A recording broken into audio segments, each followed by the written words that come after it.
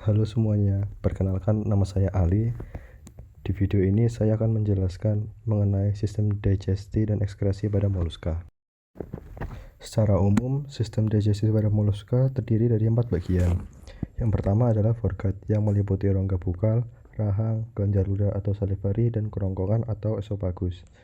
Yang kedua midgut yang meliputi lambung, style sac, kelenjar pencernaan, dan gastric caecum jika ada. Yang ketiga hindgut atau intestine, dan yang terakhir rektum dan anus. Moluska memiliki pola makan yang bervariasi, seperti mikrofagus pemakan biofilm, particle feeding menyaring partikel makanan di air, scraping hard surface memakan dengan mengikis permukaan keras, herbivorous feeding pemakan tumbuhan, carnivorous feeding pemakan hewan lain seperti beberapa gastropoda dan cephalopoda, omnivorous feeding pemakan tumbuhan dan hewan lain, dan fungal feeding pemakan jamur. Pada pola makan particle feeding contohnya adalah bivalvia. Bivalvia memiliki mekanisme unik dalam mengonsumsi makanannya, yaitu dengan cara menyortir makanan dari partikel-partikel sebelum dikonsumsi. Pemilihan partikel ini dilakukan melalui dua cara. Yang pertama, seleksi pasif atau mekanis, yaitu seleksi yang berdasarkan dari ukuran, berat, dan bentuk partikel, serta interaksi mekanis seperti partikel lengket atau tidak lengket. Yang kedua, seleksi aktif atau perilaku, yaitu seleksi yang menggunakan kontraksi otot atau aktivitas silia yang dipicu oleh kualitas partikel, terutama isyarat kimiawi. Berikut ini merupakan struktur rongga mantel pada penampang melintang dari beberapa Caenogastropoda. Pada Caenogastropoda, sebagian besar pencernaan dan penyerapan akhirnya terjadi di tubulus kelenjar pencernaan, kerongkongan, usus, dan korp jika ada, di mana pada semua bagian ini telah terbukti menyerap bahan yang dapat larut dan partikel. Selanjutnya adalah pencernaan. Pada kebanyakan moluska, makanan tertelan tercampur dengan lendir dari rongga mulut, dan air liur juga tercampur dengan enzim yang dihasilkan dari kelenjar yang ada di kerongkongan. Makanan yang sudah tercerna kemudian dipindahkan ke perut, di mana terjadi pencernaan oleh enzim yang diproduksi oleh style sac dan dilepaskan dari crystalline style jika ada, dan enzim tambahan lainnya yang diproduksi di kelenjar pencernaan. Partikel-partikel makanan kecil yang telah dicerna kemudian dibawa ke dalam kelenjar pencernaan oleh silia, dan partikel-partikel yang lebih besar dipindahkan ke dalam usus. Pencernaan pada moluska dibagi menjadi dua, yaitu pencernaan ekstraseluler dan intraseluler. Pada pencernaan ekstraseluler, enzim memecah makanan di dalam gut sehingga memungkinkan penyerapan oleh gut epithelium dan sel-sel pencernaan di kelenjar pencernaan. Sistem pencernaan ini sangat penting bagi protobranchus. Kemudian pada pencernaan intraseluler, partikel makanan dan metabolit dipinositosis oleh sel-sel pencernaan dalam kelenjar pencernaan dan dicerna di dalam sel-sel tersebut. Beberapa pencernaan intraseluler juga dapat terjadi di dalam usus belakang atau hindgut pada beberapa bivalvia. Sistem pencernaan ini sering terjadi pada autobranchus. Enzim pencernaan yang umum ada di perut bivalvia ada 4 macam. Yang pertama, esterase, yaitu enzim yang digunakan untuk mencerna lipid. Yang kedua, asid dan alkalin fosfatase, mungkin terlibat dalam penyerapan dan fagositosis bahan dari perut. Yang ketiga, endopeptidase, misalnya trypsin, digunakan untuk memecahkan protein. Yang terakhir, karbohidrase, yaitu enzim pemecah karbohidrat termasuk amilase, glukosidase, galaktosidase, maltase, kitinase, dan selulase. Terdapat beberapa moluska yang bersimbiosis dengan zooxanthellae. Contohnya adalah karang raksasa, di mana hasil fotosintesis dari zooxanthellae yang umumnya glukosa diakumulasi dan dimanfaatkan oleh host. Beberapa moluska juga bersimbiosis dengan bakteri. Moluska yang hidup di kawasan hidrothermal vent atau hidup pada kondisi lingkungan anaerob, hidupnya bersimbiosis dengan bakteri seperti sulfit oxidizing bacteria dan metan oxidizing bacteria. Sistem pencernaan pada gastropoda terdiri dari 8 bagian. Yang pertama, mulut. Kedua, otot farinx yang mempunyai rahang seperti tanduk dan radula. Ketiga, esophagus. Keempat, crop, pembesaran saluran pencernaan untuk menyimpan makanan yang berukuran besar dan berdinding tipis. Di sisi crop terdapat kelenjar salivary 2 buah yang mempunyai saluran sampai ke farinx. Yang kelima, stomach atau perut Keenam, kelenjar pencernaan atau liver terdapat di bagian atas dan mempunyai saluran yang bermuara di perut. Yang ketujuh, ada intestin. Dan yang kedelapan, anus. Beberapa kelompok gastropoda termasuk Umboninae, Cyanogastrophoda, dan sebagainya secara independen telah berevolusi menjadi pemakan suspensi stenidal, tetapi tidak ada pemilihan partikel yang ditangkap sebelumnya. Meskipun pada Umboninae dan Turritellida, tentakel panjang pada bagian lubang untuk masuk air mungkin membantu mencegah masuknya partikel-partikel terbesar. Sama seperti bivalvia, pencernaan gastropoda biasanya sebagian bersifat ekstraseluler dan sebagian intraseluler. Pencernaan ekstraseluler terjadi terutama di perut dan sebagian usus, sedangkan pencernaan intraseluler terjadi di kelenjar pencernaan dan kadang-kadang juga oleh amoebocytes di perut. Pada gastropoda, sumber utama enzim lambung ekstraseluler adalah kelenjar pencernaan. Dan kondisi asam di dalam lambung memberikan lingkungan yang optimal untuk sebagian besar aktivitas enzimatik, meskipun kondisi ini tidak diperlukan untuk semua enzim pencernaan. Pada sebagian besar taksa, makanan bercampur dengan air liur saat memasuki alur makanan dosal di rongga bukal. Dan beberapa pencernaan ekstraseluler dapat terjadi saat makanan tersebut bergerak melalui kerongkongan.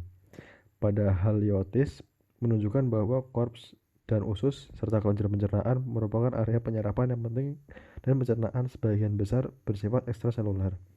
Para gastropoda dengan ukuran tubuh yang besar, seperti abalon, kerongkongan dapat menjadi daerah penyerapan yang penting, sementara pencernaan dan penyerapan terus terjadi saat makanan melewati usus. Carnivore feeding pada moluska. Moluska karnivora memakan hewan dengan berbagai cara, seperti mengikis jaringan, menelan utuh, atau menghisap cairan tubuh. Cephalopoda adalah predator aktif yang memangsa krustasea, ikan, dan moluska lainnya. Beberapa moluska seperti Scapoda adalah mikrokarnivora yang memakan hewan kecil seperti Ostracoda, juvenile mollusca, dan protista seperti Foraminifera. Mereka menggunakan septatula yang panjang dan tipis untuk menangkap mangsa secara selektif. Gastropoda scavenger seperti Neogastropoda memakan jaringan hewan yang baru mati. Mereka memiliki kemampuan mendeteksi bangkai dari jarak jauh menggunakan sifon inhalasi panjang dan ospadium chemosensorik yang sangat baik. Beberapa moluska menggunakan racun untuk melumpuhkan atau membunuh mangsa. Racun ini disekresikan oleh kelenjar ludah, aksesori, kelenjar racun dari kerongkongan, dan kelenjar hipobranchial.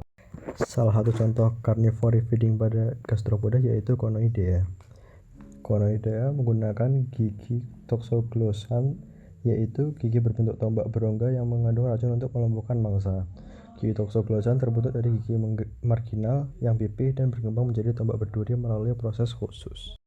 Cephalopoda yang merupakan bagian dari moluska juga termasuk ke dalam carnivore feeding. Cephalopoda memakan krustasea hidup, moluska, dan ikan-ikan yang berada di daerah jelajahnya. Cephalopoda berenang untuk mengejar mangsanya dan menangkap mangsa dengan lengan atau tentakel.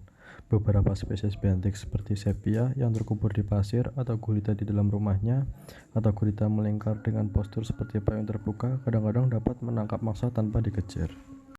Sistem pencernaan pada cephalopoda terdiri dari 9 bagian. Yang pertama adalah mulut, kedua pharynx dengan sepasang taring dan gigi radula, ketiga esophagus, 4 stomach atau perut, 5 crop, 6 cecum, 7 intestin, 8 rectum, dan terakhir anus. Cephalopoda mempunyai 2 pasang kelenjar salivari, kelenjar tinta dengan saluran yang berujung dengan dekat anus. Kelenjar tersebut dapat mengeluarkan cairan seperti tinta sehingga air di sekitar dapat berubah warna hitam dan dia dapat melarikan diri. Terdapat 3 cara pelepasan enzim dari sel sektori pada moluska dan hewan lainnya. Yang pertama, sekresi apokrin, di mana terjadi pemecahan bagian apikal sel yang terjepit dan membebaskan bagian butiran sektori yang mengandung enzim. Yang kedua, sekresi holokrin, di mana seluruh sel sekresi akan hancur untuk melepaskan isinya, yaitu enzim. Yang ketiga, sekresi merokrin, di mana enzim akan dilepaskan dalam vesikula kecil dengan cara eksositosis melalui membran sel. Selanjutnya, sistem ekskresi pada moluska. Ekskresi sendiri memiliki 3 peran utama. Yang pertama, membersihkan cairan tubuh dari sisa-sisa metabolisme yang akan menjadi racun jika dibiarkan menumpuk. Yang kedua, mempertahankan makromolekul dan air yang penting dalam tubuh. Dan yang ketiga, mempertahankan tekanan osmotik.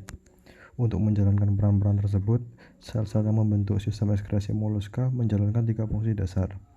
Yang pertama, menyaring urin primer dari hemosol. Yang kedua, pengangkutan produk limbah dan hemolimfa ke dalam urin.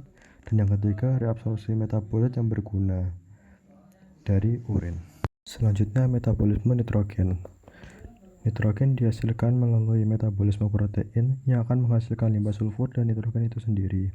Sulfur diekstraksi dengan mudah dalam bentuk sulfur dioksida atau SO2. Namun, nitrogen bisa diubah menjadi amonia dan kemudian menjadi urea atau asam urat. Sebagian besar hewan mengeluarkan nitrogen mereka sebagai salah satu dari 3 produk utama, yaitu amonia, asam urat, dan urea. Pemanfaatan limbah nitrogen oleh moluska. Pemanfaatan limbah nitrogen dilakukan oleh beberapa cephalopoda dengan cara menyerap amonia untuk membantu daya apung. Pemanfaatan limbah nitrogen juga terjadi pada Tridacna yang bersimbiosis dengan algae, di mana pada simbiosis ini nitrogen yang dihasilkan oleh Tridacna dimanfaatkan oleh alga di siang hari, tetapi di malam hari amonia dikeluarkan karena tidak ada fotosintesis.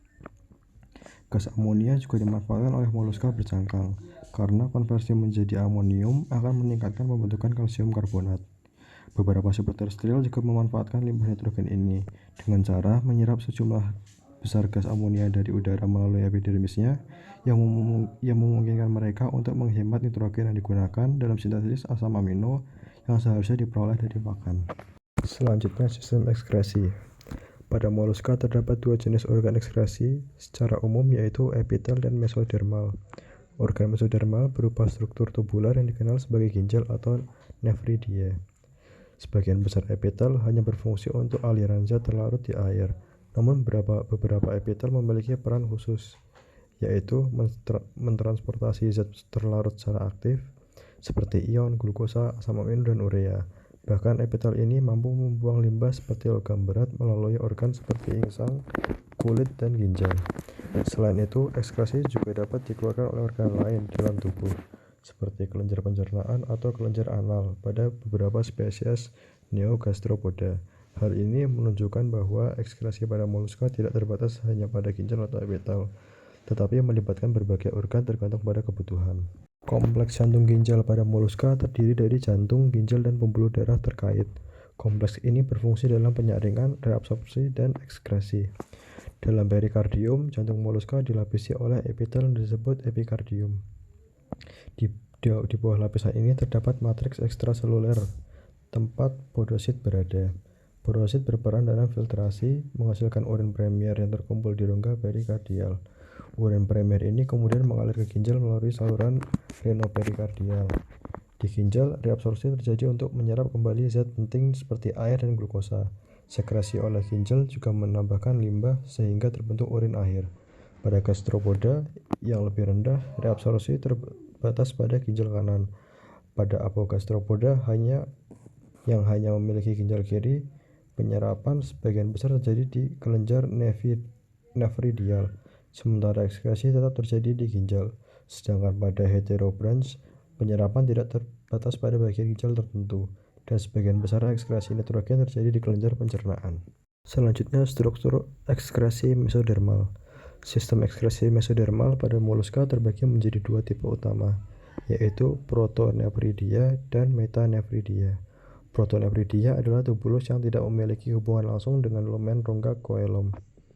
Struktur ini ditemukan pada tahap larva moluska kecuali cephalopoda, Phoronida, Annelida, Platyhelminthes dewasa, Gnathifera, Namathelminthes, Callidophora, Entoprocta, dan berbagai jenis Polychaeta. Di sisi lain, metanephrida ditemukan pada moluska dewasa, Annelida, dan Arthropoda. Struktur ini memiliki hubungan langsung dengan koelom melalui nephridiostom yang menarik cairan dari koelom untuk disaring. Urin primer atau prourin dibentuk melalui proses penyaringan cairan vaskular ke dalam ruang koelom. Selanjutnya, cairan koelom bergerak ke dalam metanephridia untuk membentuk urin sekunder.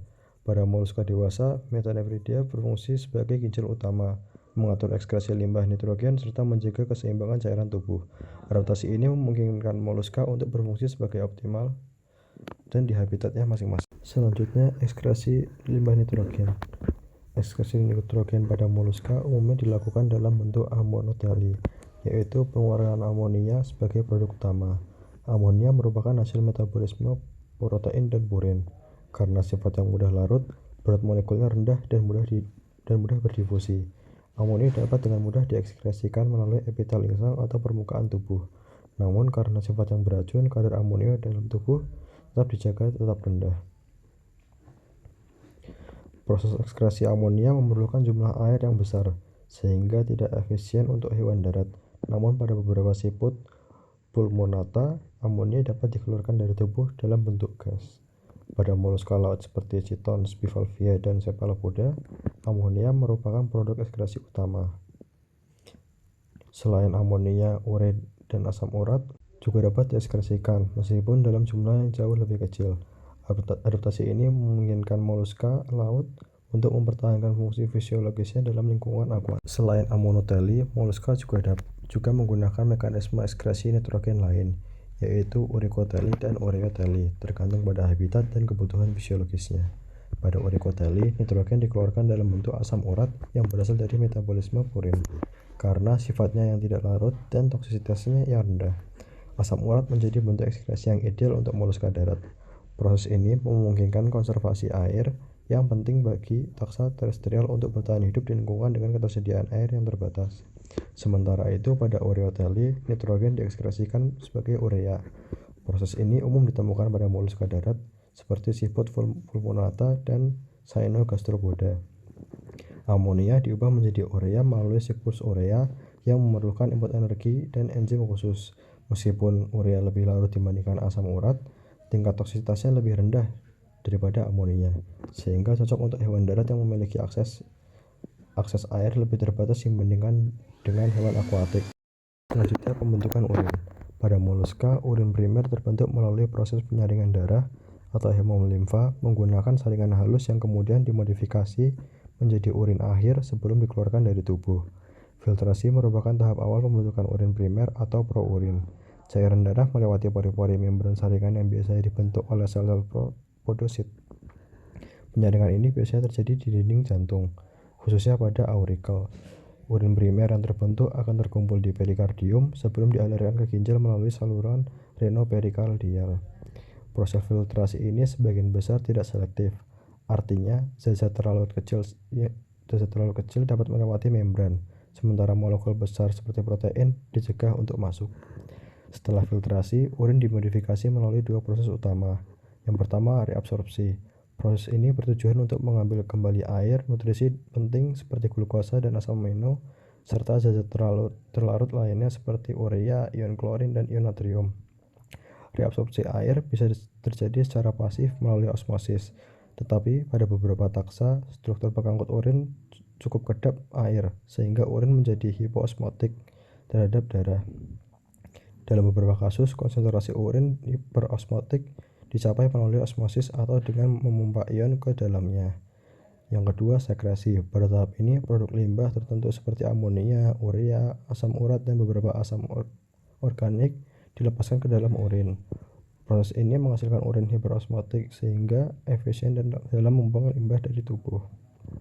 Akhirnya, melalui proses sekresi, urin yang mengandung limbah nitrogen dan zat-zat lain yang tidak diperlukan dikeluarkan dari tubuh. Dengan mekanisme ini, moluska mampu mengelola cairan tubuh dan limbah metaboliknya secara efisien. Selanjutnya adalah filtrasi. Filtrasi adalah proses yang melibatkan beberapa tahapan untuk menghasilkan urin. Filtrat primer memiliki tekanan osmotik yang serupa dengan darah, serta kandungan ion Na dan Cl dan molekul organik seperti glukosa dan asam amino. Selanjutnya, urin sekunder terbentuk melalui proses reabsorpsi dan sekresi, yang menyebabkan komposisinya berbeda dari darah.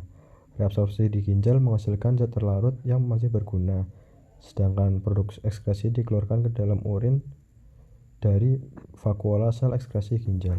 Pada gastropoda terestrial atau amfibi, pengeluaran air dikendalikan melalui reabsorpsi, sementara pada bivalvia air tawar dan gastropoda, Urin yang terbentuk menjadi hipoosmotik terhadap darah dengan menghilangkan ion-ion tertentu. Terdapat 3 jenis filter yang berperan dalam membentukkan filtrat dari darah. Pada auricle, cairan disaring melalui lamina basalis akibat perbedaan tekanan antara auricle dan perikardium. Filter kedua yang lebih kasar dilakukan oleh podosit yang memungkinkan cairan masuk ke ruang subseluler pedicels.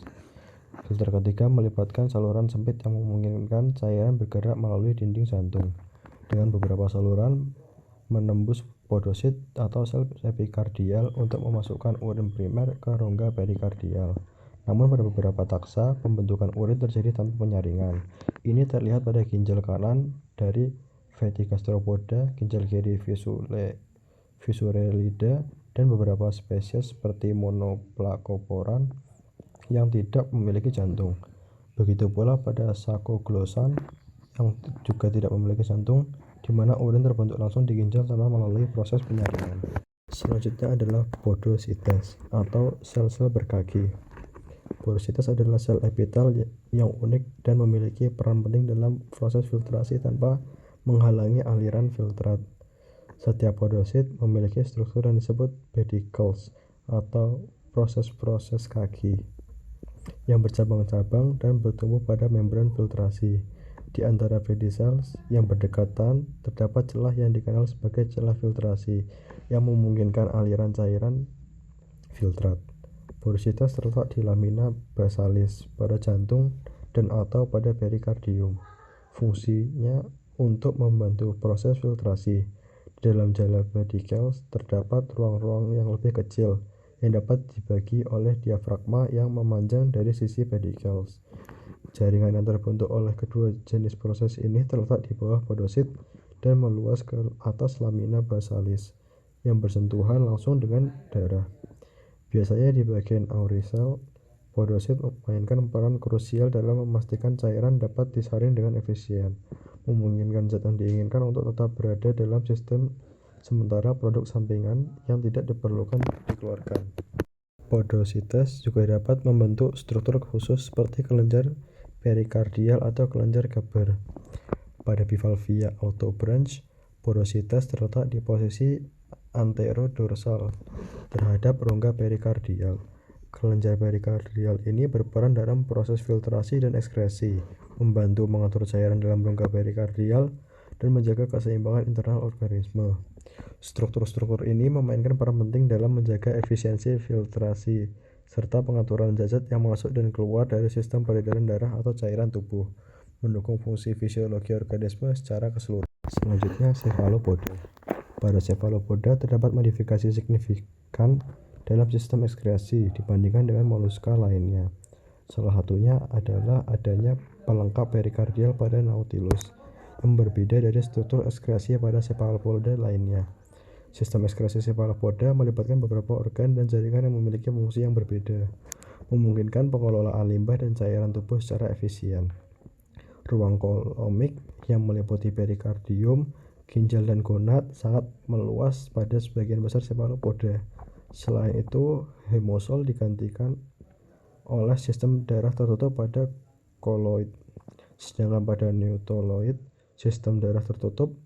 Sistem portal ginjal yang umumnya ditemukan pada moluska lainnya telah hilang pada cephalopoda. Modifikasi-modifikasi ini diperkirakan berhubungan dengan tingkat metabolisme yang sangat tinggi pada cephalopoda, serta sirkulasi darah yang jauh lebih efisien melalui insang dibandingkan dengan moluska lainnya. Hal ini memungkinkan cephalopoda untuk mendukung kebutuhan energi dan oksigen mereka yang lebih besar, seiring dengan meningkatkan aktivitas fisik dan kecepatan metabolisme. Pada Nautilus, appendages perikardial memiliki peran penting dalam menampung bakteri simbion dalam jumlah yang signifikan. Bakteri ini tidak ditemukan di daerah distal saluran setiap appendages, tetapi lebih banyak terdapat di invaginasi dan epitel luar pada bagian basal medial. Dua jenis bakteri yang telah diidentifikasi adalah Beta Proteobacterium dan Spirochaete. Spirochaetes berhubungan erat dengan epitel di daerah perifer, sedangkan Beta Protobacteria tidak terlalu erat dengan epitel dan dan terdistribusi di daerah perifer serta invaginasi. Beta proteobakteria termasuk kelompok bakteria pengoksidasi amonia yang memiliki peran penting dalam mendetoksifikasi jaringan tubuh dan atau menyediakan gas nitrogen untuk mengisi ruang di dalam cangkang. Gas nitrogen ini lebih dari 90% terkandung dalam ruang tersebut dan membantu daya apung Nautilus. Selain itu, nitrogen juga dapat masuk ke ruang cangkang melalui difusi sederhana dari darah. Kemungkinan lain adalah bahwa bakteri simbiotik ini dapat mendegradasi protein yang terdapat dalam cairan koilomik menjadi asam amino yang memfasilitasi reabsorpsi di daerah basomedian dari appendages perikardial, memungkinkan Nautilus untuk menyimpan nitrogen. Meskipun demikian, cara bakteri ini ditransfer dari satu generasi ke generasi berikutnya masih belum diketahui. Appendages pada hati branchial Sepia officinalis mirip dengan appendages perikardial pada Nautilus, karena keduanya terletak pada hati branchial. Namun perbedaan utama antara keduanya adalah bahwa appendages pada Sepia officinalis tidak mengandung bakteri simbion seperti yang ditemukan pada Nautilus.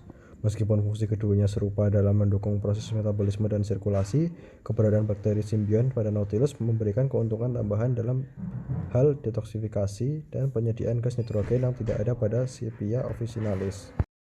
Fungsi utama appendages pada Sepia officinalis lebih berfokus pada mekanisme sirkulasi darah dan tidak melibatkan simbiosis bakteri untuk mendukung kebutuhan metabolisme atau daya apung. Sekian penjelasan mengenai sistem digesti dan ekskresi pada moluska. Bila ada kesalahan, mohon maaf. Terima kasih.